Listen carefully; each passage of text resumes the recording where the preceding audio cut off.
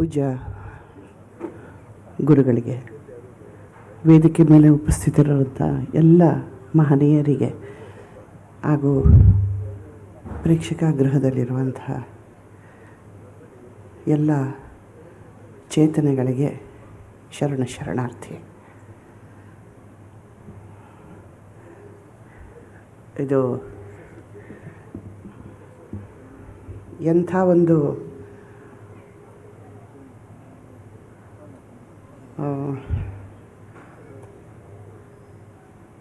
ಕಿರೀಟನ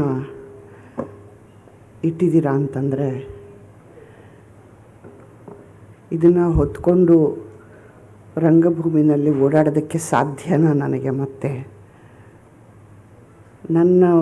ಬಹುಶಃ ನನ್ನ ವಯಸ್ಸಿಗಿಂತ ಸಿಕ್ಕಾಪಟ್ಟೆ ಹೆಚ್ಚಾಗಿರುವಂಥ ಭಾರವಾದಂಥ ಪ್ರಶಸ್ತಿ ಇದು.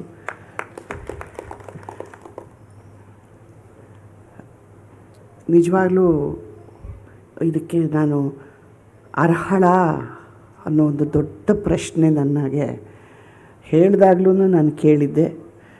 ಈಗಲೂ ನಾನು ನನ್ನ ಮನಸ್ಸನ್ನು ಕೇಳ್ಕೊತಾ ಇದ್ದೀನಿ, ಅಂಥದ್ದು ನಾನು ಏನು ಸಾಧಿಸಿದ್ದೀನಿ. ಅವರ ಒಂದು ಪ್ರಶಸ್ತಿನ ನೀಡಿರುವಂಥ ಒಂದು ಶಿಸ್ತಿನ ಪಟ್ಟಿನ ನೋಡಿದ್ರೆ ಸಾಕು, ಎಂಥ ಅಮೂಲ್ಯ ರತ್ನಗಳಿಗೆ ಶಂಭು ಹೆಗಡೆಯವರ ಪ್ರಶಸ್ತಿ ದೊರೆತಿದೆ. ಅಂಥದ್ದು ಬಿ ಜಯಶ್ರೀ ಎಲ್ಲಿ ಸಾಟಿ ಅಂತ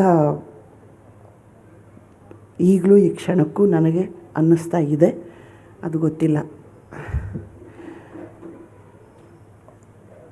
ನನಗೆ ಅಲ್ಲಿ ಕೂತಾಗಲೂ ಅನ್ನಿಸ್ತಿತ್ತು, ಅಲ್ಲೂ ಅನ್ನಿಸ್ತಿತ್ತು.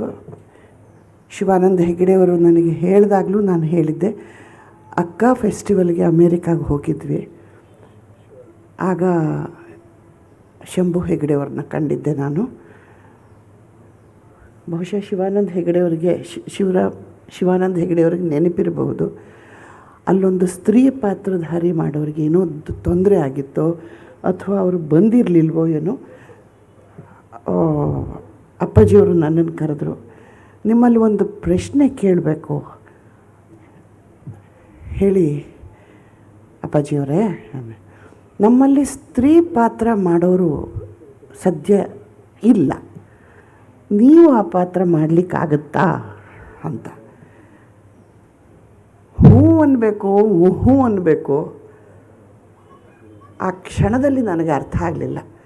ಆದರೆ ಇಷ್ಟು ಮಾತ್ರ ಹೇಳಿದ್ದು ನಿಜ, ನನಗೆ ತಾವು ರಿಹರ್ಸಲ್ ಮಾಡಿಸಿದ್ರೆ, 2 ದಿನ ಆಯಿತು ರಿಹರ್ಸಲ್ ಮಾಡಿಸಿದ್ರೆ ಖಂಡಿತ ನಾನು ಮಾಡ್ತೀನಿ, ಯಕ್ಷಗಾನದಲ್ಲಿ ನಾನು ಮಾಡ್ತೀನಿ ಅಂತ.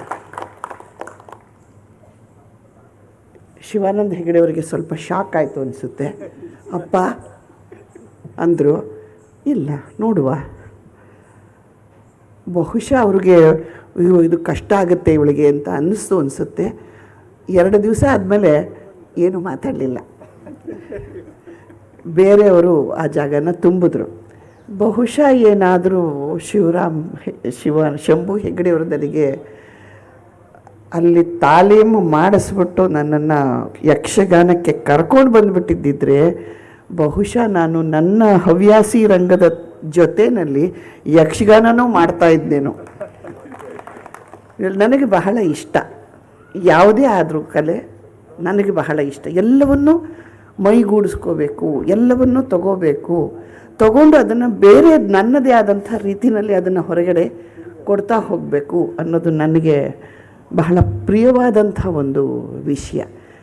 ಆದ್ದರಿಂದ ನನಗೆ ಅಲ್ಲಿ ಕೂತಾಗಲೂ ಅದೇ ಅನ್ನಿಸ್ತಿತ್ತು, ಶಿವಾನಂದ ಹೆಗಡೆಯವರು ಟೆಲಿಫೋನ್ ಮಾಡಿದಾಗಲೂ ನನಗೆ ಅದೇ ಅನ್ನಿಸ್ತಿತ್ತು. ಈಗಲೂ ಈ ಕ್ಷಣಕ್ಕೂ ಗೊತ್ತಿಲ್ಲ, ಅಂದರೆ 73ಕ್ಕೆ ಬಂದಿರೋದ್ರಿಂದ ಈಗ ಮಾಡೋಕ್ಕಾಗುತ್ತೋ ಇಲ್ವೋ ಗೊತ್ತಿಲ್ಲ.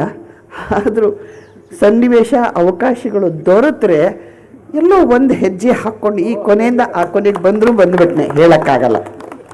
ಇದು ಆಸೆ ಇದೆ. ಏಕೆಂತಂದರೆ ನನಗೆ ಶಂಭು ಹೆಗಡೆಯವರು ಕಿವಿನಲ್ಲಿ ಹೇಳ್ತಾ ಇರ್ತಾರೆ, ಬಾಮ್ಮ ಬಾಮ್ಮ ಬಾಮ್ಮ ಅಂತ. ಯಾವತ್ತು ಅವ್ರು ನನ್ನನ್ನು ಪೂರ್ತಿ ಇಲ್ಲಿಗೆ ಕರ್ಕೊಂಬರ್ತಾರೋ ಗೊತ್ತಿಲ್ಲ. ಇದು 2ನೇ ಸರ್ತಿ ಬಂದಿದ್ದೀನಿ. ಬಹುಶಃ 3ನೇ ಸರ್ತಿ ಒಂದು ಸಣ್ಣ ಪಾತ್ರ ಮಾಡಿದ್ರೂ ಮಾಡಿಬಿಟ್ನೆ, ಹೇಳೋಕ್ಕಾಗಲ್ಲ. ಬಟ್ ಛಲ ಅಂತೂ ಇದೆ ಸರ್. ಇಂಥ ಒಂದು ಗೌರವ